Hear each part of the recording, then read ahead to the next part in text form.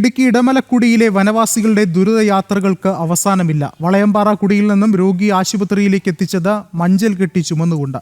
55-കാരിയായ പൂമണിയെയാണ് society കുടിയിലെ ആശുപത്രിയിലേക്ക് ചുമന്ന് എത്തിച്ചത്.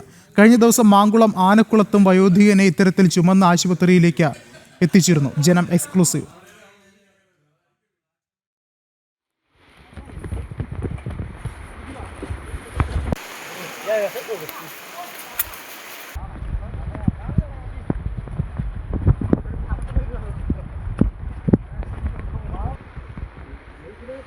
കൂടുതൽ വിവരങ്ങളുമായി സുബിൻ തോമസ് ചേരുന്നുണ്ട്. സുബിൻ, ഇവരുടെ ഈ ഒരു ദുരിത യാത്ര ഇനി എന്ന് അവസാനിക്കും എന്നുള്ള ചോദ്യമാണ് ഉള്ളത്. ഒപ്പം നമുക്കറിയാം, വരുന്ന ദിവസങ്ങളൊക്കെ തന്നെയും കനത്ത മഴയ്ക്കുള്ള സാധ്യതയൊക്കെ തന്നെയും ഈ പ്രദേശങ്ങളിലുണ്ട്. അങ്ങനെയെങ്കിൽ ഇത്രത്തോളം ദുരിതമാകും ഇനി ഇവർക്ക് അനുഭവിക്കേണ്ടി വരിക?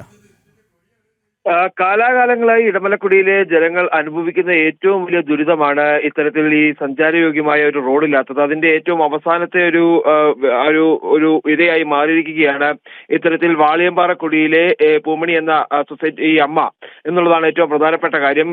ഇവർക്ക് കലശലായ രോഗം അനുഭവപ്പെടുകയും ആശുപത്രിയിൽ എത്തിക്കാനായിട്ട് ഏറെ ബുദ്ധിമുട്ടുകയും ചെയ്തതിനു ശേഷമാണ് ഇവർ അവിടെ ഉണ്ടായിരുന്ന ആളുകളെല്ലാം തന്നെ കൂടി മഞ്ചൽ കെട്ടി അതിൽ രോഗിയെ കിടത്തി ആശുപത്രിയിൽ എത്തിച്ചത്.